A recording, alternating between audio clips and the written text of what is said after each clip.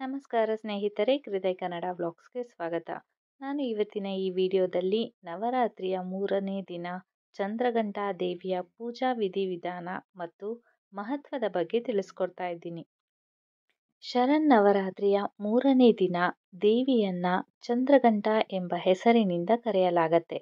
ಚಂದ್ರಿಕಾ, ರಣಚಂಡಿ ಅಂತಲೂ ಕೂಡ ಕರೀತಾರೆ. ಆ ದೇವಿಯ ವಿಗ್ರಹವನ್ನ ಇರಿಸಿ ಪೂಜೆ ಆರಾಧನೆಯನ್ನ ಮಾಡಲಾಗತ್ತೆ. ಈ ದೇವಿಯ ಸ್ವರೂಪವು ಶಾಂತ ರೀತಿಯಲ್ಲಿ ಇರುತ್ತೆ, ಹಾಗೆ ಶ್ರೇಯಸ್ಸನ್ನ ನೀಡತ್ತೆ. ಈ ದೇವಿಯ ತಲೆ ಮೇಲೆ ಗಂಟೆಯ ಆಕಾರದಲ್ಲಿ ಅರ್ಧಚಂದ್ರ ಇರೋದ್ರಿಂದ ಚಂದ್ರಘಂಟಾದೇವಿ ಅಂತ ಹೆಸರಿನಿಂದ ಕರೆಯಲಾಗತ್ತೆ. ಈ ದೇವಿಯ ಶರೀರದ ಬಣ್ಣ ಹೇಗಿರುತ್ತೆ ಅಂತಂದ್ರೆ ಒಂಥರ ಚಿನ್ನದಂತೆ ಫಳಫಳ ಅಂತ ಹೊಳಿತಾ ಇರತ್ತೆ. ಈಕೆಗೆ 10 ಕೈಗಳಿದ್ದು ಎಲ್ಲದರಲ್ಲೂ ಕೂಡ ಖಡ್ಗ ಮೊದಲಾದ ಶಸ್ತ್ರ, ಬಾಣಗಳು ಇರ್ತವೆ. ಆಕೆಯ ವಾಹನ ಸಿಂಹವಾಗಿದ್ದು ಯುದ್ಧಕ್ಕೆ ಹೊರಟಂತಹ ಮುದ್ರೆ ಇದೆ. ಆಕೆಯ ಗಂಟೆಯಾಕಾರದ ಚಂದ್ರನ ಶಬ್ದವನ್ನ ಕೇಳಿ ದುಷ್ಟರು ತಮ್ಮ ಶಕ್ತಿಯನ್ನ ಕಳೆದುಕೊಂಡಂತೆ ನಿಶಕ್ತರಾಗ್ತಾರೆ ಅನ್ನುವ ನಂಬಿಕೆ ಇದೆ. ಇನ್ನ ಯಾರು ಈ ದೇವಿಯನ್ನ ಶ್ರದ್ಧಾಭಕ್ತಿಯಿಂದ ಆರಾಧನೆ ಮಾಡ್ತಾರೋ ಅಂತಹವರಿಗೆ ಅಲೌಕಿಕವಾದ ಅನುಭವ ಸಿಗತ್ತೆ ಅನ್ನುವ ನಂಬಿಕೆ ಕೂಡ ಇದೆ. ಇನ್ನು ದಿವ್ಯವಾದ ಸುಗಂಧಗಳ ಸುತ್ತ ಇರುವಂತೆ ಭಾಸವಾಗತ್ತೆ. ಹಿಂದೆಂದೂ ಕೂಡ ನಾವು ಕಂಡರಿಯದಂತಹ, ಕೇಳರಿಯದಂತಹ ವಿಶಿಷ್ಟ ಧ್ವನಿಗಳು ಕೇಳಿ ಬರ್ತವೆ. ಅಂಥವರ ಸಕಲ ಪಾಪಗಳು ನಶಿಸಿ ಹೋಗ್ತವೆ ಅನ್ನುವ ನಂಬಿಕೆ ಇದೆ. ಇನ್ನು ಆರಾಧಕನಾದವನಿಗೆ ಪರಾಕ್ರಮ ಬರುತ್ತೆ. ಚಂದ್ರಘಂಟಾ ದೇವಿಯ ಆ ಧ್ವನಿಯ ಮಾತ್ರದಿಂದಲೇ ಪ್ರೇತ ಬಾಧೆ ಮೊದಲಾದವುಗಳಿಂದ ರಕ್ಷಣೆ ಕೂಡ ದೊರೆಯುತ್ತೆ. ಹಲವು ಕಷ್ಟಗಳು ಸಹ ನಿವಾರಣೆ ಆಗ್ತವೆ ಅನ್ನುವ ನಂಬಿಕೆ ಇದೆ.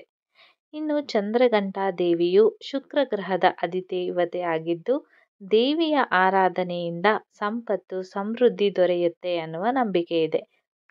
ಈ ರೀತಿ ಪೂಜೆ ಮಾಡುವವರ ಮನೆಯಲ್ಲಿ ಯಾವತ್ತಿಗೂ ಸಹ ಆಹಾರದ ಕೊರತೆ ಬಾರದಂತೆ ದೇವಿ ನೋಡ್ಕೊಳ್ತಾಳೆ. ಇನ್ನು ಚಂದ್ರಘಂಟಾ ದೇವಿಯ ಪೂಜೆಯ ವಿಧಾನ ಹೇಗಿರಬೇಕು ಅಂತ ಅಂದ್ರೆ ಚಂದ್ರಘಂಟಾ ದೇವಿಗೆ ಮಲ್ಲಿಗೆ ಹೂವನ್ನ ಅರ್ಪಿಸಬೇಕಾಗತ್ತೆ. ಪೂಜೆಯನ್ನ ಮಾಡಿ ಹಾಗೆ ಭಕ್ತಿಯಿಂದ ಧ್ಯಾನವನ್ನು ಸಹ ಮಾಡಬೇಕಾಗತ್ತೆ. ಇದರ ಜೊತೆಗೆ 16 ಬಗೆಯ ಅರ್ಪಣೆಯನ್ನ ನೀಡಿ ಆರತಿ ಮಾಡಬೇಕಾಗತ್ತೆ.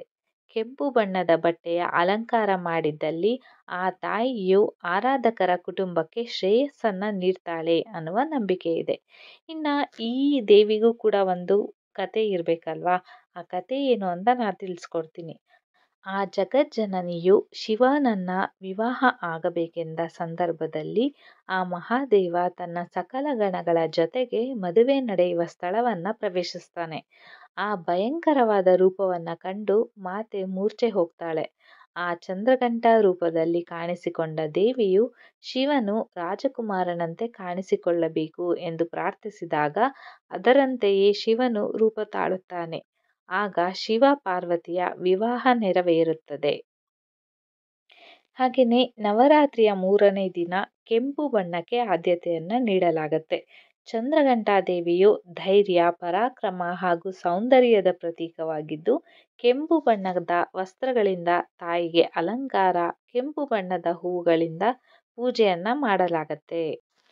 ಸೊ ನೋಡಿದ್ರಲ್ಲ ಫ್ರೆಂಡ್ಸ್, ಇದು ಈ ನವರಾತ್ರಿಯ 3ನೇ ದಿನ ಚಂದ್ರಘಂಟಾ ದೇವಿಯ ಆರಾಧನೆಯನ್ನ ಹೇಗೆ ಮಾಡಬೇಕು, ಜೊತೆಗೆ ಈ ಆರಾಧನೆಯ ಮಹತ್ವ ಏನು ಅಂತ ತಿಳ್ಕೊಂಡಿದ್ದೀರಾ.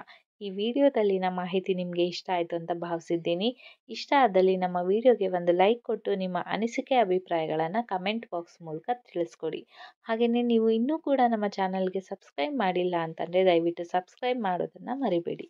ನಾನು ಮತ್ತೆ ಮುಂದಿನ ವಿಡಿಯೋದಲ್ಲಿ ಹೊಸ ಮಾಹಿತಿಯನ್ನು ನಿಮ್ಮ ಮುಂದೆ ತರ್ತೀನಿ ಅಂತ ಹೇಳ್ತಾ ಈ ವಿಡಿಯೋವನ್ನು ಮುಗಿಸ್ತಾ ಇದ್ದೀನಿ. ಎಲ್ಲರಿಗೂ ಕೂಡ ನನ್ನ ನಮಸ್ಕಾರಗಳು.